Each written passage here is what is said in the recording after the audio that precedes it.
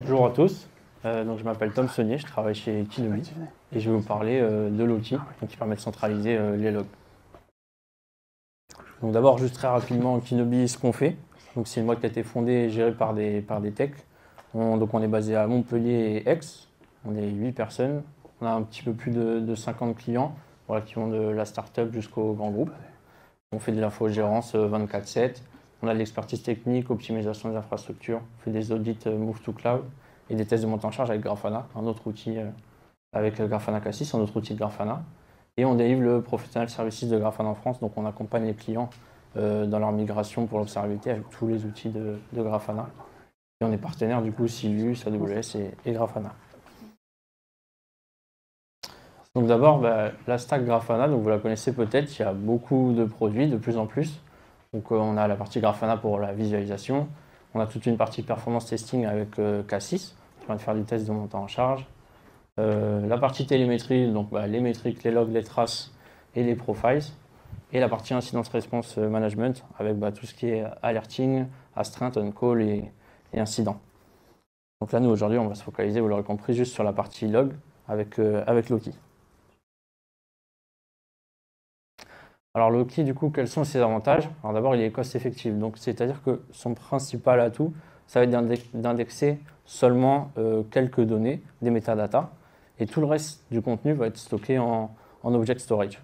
Donc pour limiter tout l'espace qu'on va utiliser, donc on peut stocker beaucoup plus, mais pour le même prix. C'est facile à apprendre, vous connaissez sûrement Prometheus et donc son langage PromQL. Donc là, c'est exactement pareil, il y a un langage très similaire avec la même sémantique et les mêmes fonctions, logQL, qui permet d'interroger les logs et de les récupérer. Et un autre des avantages de Loki, c'est que du coup, comme c'est un produit Grafana, il y a plein de corrélations qui sont possibles entre les logs et les métriques, parce que Loki est basé sur des labels, de la même manière que Prometheus, et donc on peut facilement corréler les données. Alors aujourd'hui, quels sont les problèmes avec les stacks que vous connaissez tous, ELK, Splunk? C'est des grosses infrastructures, des gros clusters qu'on doit mettre en place, qui sont plus difficiles à gérer. Il faut avoir une grosse connaissance. Les clusters sont massifs. Et donc là, on va voir comment l'outil arrive à répondre un petit peu à tous ces besoins-là, juste pour du coup stocker des logs de troubleshooting. Alors Loki, du coup, pour ingérer les logs, il n'y a aucun format. Tout est accepté. Du coup, il y a plein d'agents qui sont compatibles. On peut à la fois récupérer depuis son legacy avec un custom format, depuis l'Nginx avec des access logs, du 2IS, du Cloud Native App avec le log format, les journaux systemd Linux, sur du Kubernetes, du coup, on a tout un système de service discovery, on peut récupérer les logs des pods, et avec Docker, donc les logs des containers. Alors du coup, la recette, comment Loki fonctionne. Donc ça, c'est une ligne de log typique. Donc d'abord, il y a le timestamp à la nanoseconde. Donc c'est quand le log est récupéré par Loki, il récupère le timestamp auquel il est récupéré. Et ensuite, on a tous les labels. Donc c'est des clés valeurs à la façon Prometheus, où on récupère quelques informations, d'où il vient, l'application, le cluster. Et ensuite, on a vraiment le contenu de la log qui, lui, n'est pas du tout indexé. Donc il n'y a que les deux premières parties qui sont indexées et c'est là-dessus qu'on va réussir à récupérer les logs ensuite. Et donc c'est comme ça qu'on arrive à avoir un index plus petit.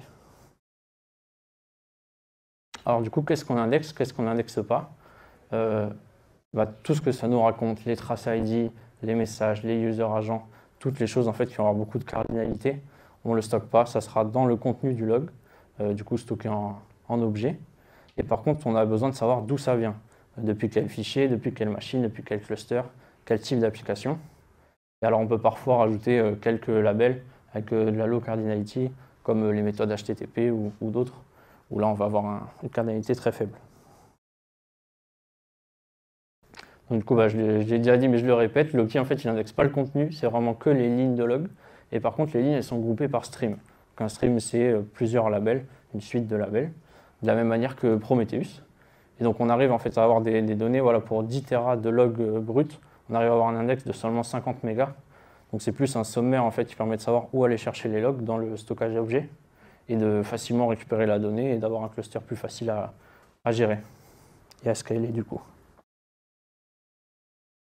Donc là, ça c'est une query à la fin qu'on a stocké les données, comment est-ce qu'on veut récupérer les logs. Donc là, c'est une simple requête où on a une partie sélecteur où on va rajouter les labels, dire je cherche tout ce qui est App Nginx, depuis mon instance qui match tel regex. Donc là, Loki, lui, il va aller sélectionner où ça se trouve dans le bucket S3, dans le stockage d'objets. Et ensuite, on peut appliquer des filtres, donc là, similaires, qui seront faits seulement à la query de je cherche le pattern error, mais qui ne contient pas favicon.echo, par exemple. Alors du coup, un petit exemple, imaginons qu'on a un incident, il y a quelqu'un qui nous donne un user ID qu'on doit retrouver dans nos logs, Nginx access log par exemple. Donc au départ, on a un péta de log, c'est tous nos logs qu'on ingère dans le Loki. De là, on va tout de suite sélectionner les labels qui nous intéressent. Donc on va dire, je vais aller chercher sur mon Nginx dans un cluster, dans tel cluster. Là déjà, on va réduire le nombre de data et on descend à 80 Tera. Ensuite, on va sélectionner la période sur les 24 heures, on descend à 1 Tera. Et ensuite, là, du coup, on va faire du brute force et de la parallélisation. Donc on peut monter jusqu'à 1 Teraseconde. Donc ça, c'est des données qu'on a tirées de Grafana Cloud, où ils ont des gros clusters, ils arrivent à avoir ces performances-là. Et donc de là, après, on va faire la requête en disant, trouve-moi tel ID, tel champ dans ma ligne de log. Donc ça, c'est un petit peu la requête que ça donnerait en haut, où on sélectionne le cluster UWest 1 et notre job ou notre front-end Nginx. Et avec derrière le user ID qu'on recherche en brute force. Donc là, en fait, comment Loki il va faire? Il va découper cette requête par section de 15 minutes. Donc ça, on peut le gérer, mais bon, 15 minutes, c'est plutôt bien et ce qu'on recommande. Et en fait, ces sections de 15 minutes, elles vont être découpées encore en plein de petites requêtes par rapport à chaque stream qui va être sélectionné pour aller interroger tous les Nginx, si on a plusieurs frontaux et tous les logs. Et ensuite, du coup, on a des composants. Donc c'est un des composants de Loki, le querier, ils vont aller chercher ces requêtes, les traiter une à une le plus rapidement possible, les paralléliser et retourner un résultat global à l'utilisateur. Donc là, on se rend compte facilement que plus on a de machines, plus on a de cœurs, plus on va pouvoir paralléliser et du coup les requêtes seront plus rapides. Alors du coup, quelles sont les contreparties de ce choix-là? Alors donc pour tous les outils qui indexent le contenu, comme Elasticsearch, on va avoir des formats prédéfinis avec du parsing complet. Donc c'est plus lent à l'écriture. On va avoir des index beaucoup plus larges. On va avoir des tailles qui peuvent être des fois supérieures aux tailles de log ingérées. C'est plus cher à maintenir, complexe à opérer, comme je le disais au départ. On va avoir des gros clusters. Par contre, les requêtes sont ultra rapides. Et du coup, on a aussi cette rigidité où on va devoir définir le format ou sinon réindexer. Ça, par contre, c'est très bien pour tout ce qui est moteur de recherche et SIEM. Voilà, les deux solutions peuvent être complémentaires. Et du coup, par contre, pour Loki, c'est plutôt bien pour les logs de troubleshoot, où on essaye d'ingérer tous les logs, mais on espère ne jamais avoir besoin d'y accéder. Et donc là, on n'a pas besoin de format précis, c'est plus rapide à l'écriture. Dès que le log arrive, on l'écrit tout de suite. Les index sont très légers, c'est plus facile et moins cher à faire tourner. Les requêtes peuvent être rapides si on décide d'y mettre les moyens d'avoir un gros cluster, ou peu coûteuses dans ce cas-là. Et du coup, c'est plus flexible parce qu'on organise les logs dynamiquement à la requête. Alors Loki, on peut le déployer de 3 manières différentes. La première, c'est le monolithe. Donc c'est principalement pour les tests ou les tout petits déploiements. On peut requêter un bucket S3 par exemple depuis son ordinateur. Et donc là, on conseille de garder ce mode de déploiement seulement si on ingère moins de 100 gigas de log par jour au maximum. Ensuite, donc, il y a le Simple Scalable Deployment. Donc c'est une méthode de déploiement qu'on peut utiliser pour la plupart des cas. On peut monter jusqu'à quelques terras par jour. Et en fait, là, le principe, c'est de séparer les écritures et les lectures. Donc ça permet aussi de scaler d'un côté l'écriture si on a beaucoup plus de logs qui arrivent mais qu'on les consulte moins, ou inversement. Et donc ça, c'est principalement pour les environnements qui sont non Kubernetes. Et ensuite, du coup, le microservice, donc c'est le plus efficace mais en même temps le plus complexe. C'est fait pour de très très grandes installations, mais on peut tuner vraiment tout ce qu'on veut, chaque paramètre de chaque composant, et du coup on peut scaler que 1 ou 2 composants qui sont plus importants pour nous par rapport à notre cas d'usage, et pas les autres. Et donc là par contre c'est fait pour déployer sur du Kubernetes seulement. Là je vais juste vous faire une petite démo de ce qu'on peut faire avec Loki, et voir un petit peu la partie requête, comment on peut l'utiliser. Donc là, je suis sur l'interface playgrafana.org. Donc vous pouvez tous y accéder gratuitement, c'est fait pour. Et du coup, il y a un petit dashboard ici, Loki. Hop. Donc c'est un dashboard Nginx fait avec Loki. Donc tous les panneaux qu'on voit ici, c'est des données et un dashboard qui est fait qu'avec des requêtes Loki qui viennent de log brut. Donc on a tout plein de choses que vous connaissez, hein, le nombre de visiteurs, le nombre de requêtes par statut, le nombre de lignes. On a les informations aussi des pays des visiteurs. On a à droite quelques requêtes récentes. Et en bas, on a des statistiques sur le temps de réponse, le pourcentile, etc. Avec par statut code et autres. Donc là, le but, c'est que je vais vous montrer comment on peut, comment les requêtes en fait sont formées et comment est-ce qu'on arrive à avoir ces données-là depuis les logs bruts. Donc là, je vais aller dans l'explore d'un des panneaux.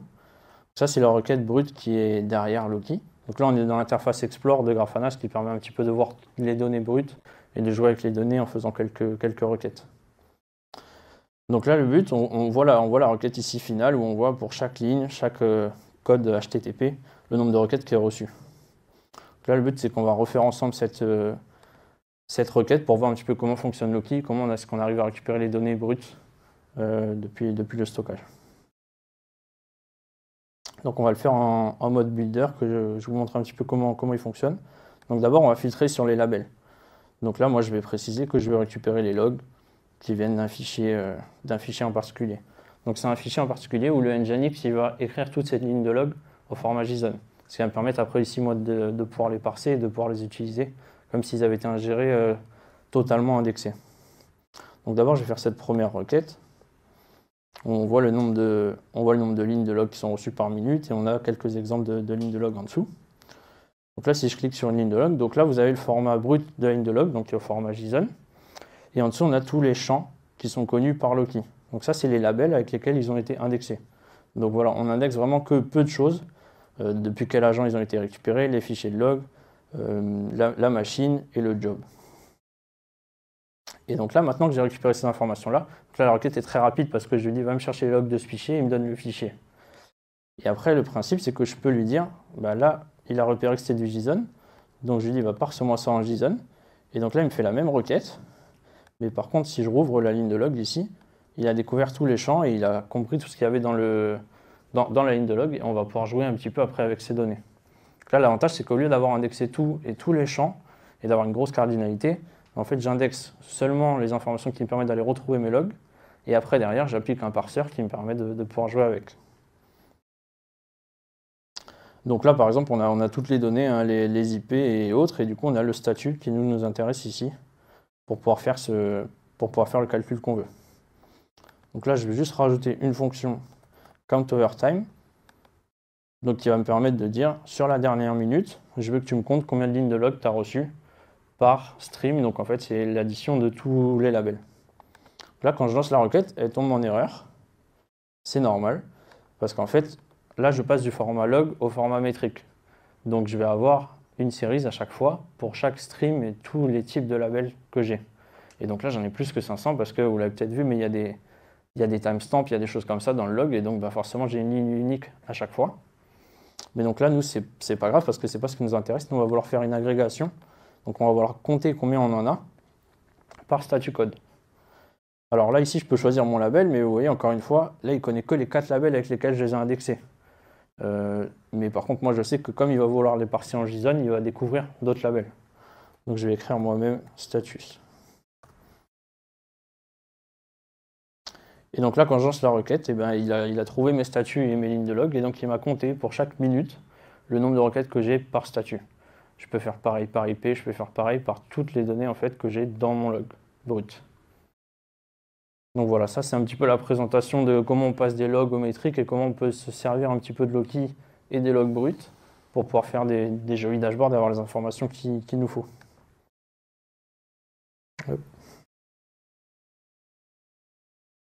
Alors du coup, pour finir, et donc ça a fait la transition, en fait, on a vu comment on pouvait faire des métriques avec les logs, et donc forcément, maintenant, vous pouvez faire de l'alerte, exactement comme vous pouvez faire avec Prometheus. Donc là, c'est un exemple d'alerte où on veut détecter les erreurs de paiement. Donc on va récupérer dans mon fichier app.log tous les logs qui ont un pattern paiement error, et on veut compter ce nombre de logs là. Et si c'est supérieur à 0, alors on déclenche une alerte. Loki, qui est dans tout le système, Prometheus, Grafana, etc., bah, est capable d'envoyer ces alertes à Alert Manager et donc suivre le process que vous avez sûrement avec Prometheus. De la même manière, on va pouvoir faire du coup des recording rules. On va pouvoir faire exactement les mêmes requêtes, bah, quasiment la même qu'on vient de faire. On va compter le nombre de requêtes qu'on reçoit par statut code et on va pouvoir enregistrer ça dans une métrique, dans une recording rule du coup Prometheus. Bon, là on a le résultat par exemple avec le statut code 200 où on a 11 requêtes par seconde. Donc là un petit peu pour donner aussi un retour d'expérience, on a eu un client qui voulait exactement le même dashboard qu'on a vu, sauf qu'il avait des exigences en plus. Il voulait pouvoir filtrer par URL, voilà, /API, /mon deuxième champ, /mon troisième champ. Et il voulait comme ça avoir une espèce d'arborescence pour pouvoir filtrer premier, deuxième, troisième, et avoir du coup le même tableau qui se met à jour avec le nombre de requêtes, le temps de réponse par URL, etc. Et donc on a dû passer par des recording rules comme ça pour éviter à chaque fois de devoir recalculer les logs à chaque changement d'URL. Et en fait on passe par des recording rules où on récupère, en fait au lieu de faire un sum by code, on fait un sum by URI et on change les URI comme ça à chaque fois. Et donc on obtient toutes les données. Voilà, donc merci à tous de m'avoir écouté, et puis je suis à disposition pour les questions.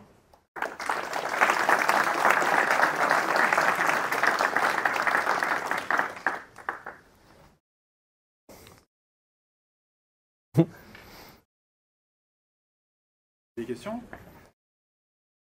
Oui. En tout.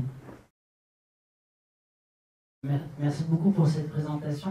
Moi j'ai une question sur les métriques que tu as présentées. Et tu as évoqué le fait que c'était ce qui était accessible avec Grafana Cloud. Est-ce que tu peux partager un peu ce que tu as, si tu as avec ton entreprise de l'expérience sur le sujet, que vous avez en volumétrie, et si c'est en cloud ou si c'est on-prem? Oui. Alors nous, du coup, Kinebee, on fait un petit peu tout. Il y a des clients qu'on accompagne chez eux où ils veulent absolument faire du on-prem, où on accompagne aussi des clients Grafana Cloud. Bon, les plus gros clients qu'on accompagne, je pense que je peux les citer parce qu'ils ont déjà fait des meet-up publics, etc. On accompagne la SNCF où ils envoient tous leurs logs de toutes leurs bornes de gare, etc. Donc voilà, c'est une grosse volumétrie. Toutes les bornes qu'il y a dans les gares, elles envoient leurs logs. Et de ça, après, ils extraient plein de statistiques, le statut de la borne, le temps de réponse de la borne et toutes ces choses-là. Et donc là, on a des grosses volumétries. C'est pour ça que je dis que dans Grafana Cloud, ils arrivent à avoir des grosses performances avec 1 Tera par seconde parce que ils ont des gros clusters, des gros clients qui envoient beaucoup de données. Et il faut qu'ils arrivent à voir l'état d'une borne, savoir si elle est capable de délivrer le service ou pas. Voilà, j'espère que ça répond à la question. D'autres?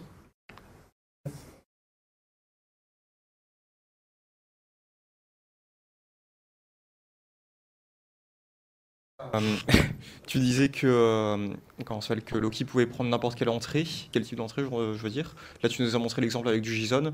En fait, ça va être à l'utilisateur derrière de définir le format. Très bonne question. Alors du coup, non, justement, à l'ingestion, on ne définit rien du tout. On ingère les données. Et après, c'est à la query où on peut lui dire, ça c'est du JSON, ça c'est du log format, ça c'est autre chose. Donc voilà, il y en a deux qui sont très connus. Il y a le JSON, le log format, log FMT, où c'est la clé égale valeur. Et après, sinon, on peut faire du pattern. Donc on va dire à l'outil, mon premier champ, espace mon deuxième champ, tiré, etc. Et donc on peut définir tout un pattern comme ça, où il va récupérer les champs et en faire des labels. Et où dessus, après, on peut faire des sums, des counts, etc. comme on a fait.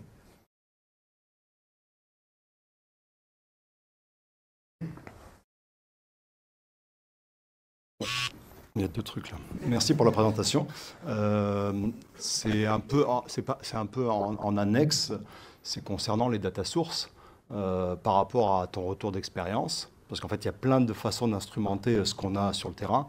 Est-ce qu'il y a une préconisation particulière? Parce que j'ai vu Promtail, mais on peut faire de l'open télémétrie, on peut faire de l'auto-instrumentation, on peut faire des tas de choses, du C-Advisor et des choses comme ça. Et je ne sais pas ce qui est, selon toi, puisque tu as l'air d'avoir de l'expérience, ce qui est le plus adapté ou ce qui marche le mieux, le moins de ressources, le plus performant. Oui, par rapport à l'expérience, après ça dépend vraiment des cas de chacun, si vous avez déjà des outils qui sont en place ou pas. C'est vrai, ce qui est aujourd'hui, moi je trouve le plus pratique, c'est le Grafana agent. En fait, Grafana, ils ont fait un agent qui est open source, qui utilise des exporteurs déjà publics open source. Et donc, ils incluent dans un seul agent plein d'exporteurs qu'on peut activer. Ça gère aussi donc la partie métrique, la partie log. En fait, le Grafana agent, il prend 80% du code du Prometheus. Il prend aussi 100% du code de Promtail. Et il intègre aussi donc des bouts de configuration de l'OpenTelemetry Collector. Donc en fait, ça permet quand même dans un seul agent d'avoir beaucoup d'outils qui sont déjà remplacés. Et bon, il consomme très peu comme un Prometheus classique où il va pouvoir scraper beaucoup de métriques et de logs. Et donc ça permet d'avoir un seul agent, c'est ça qu'on pousse beaucoup.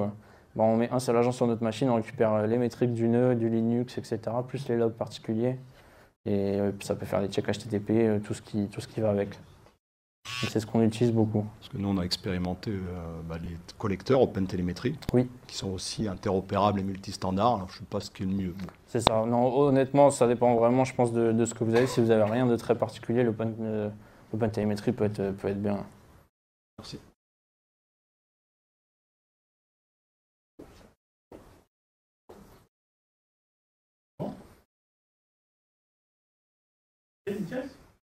Merci.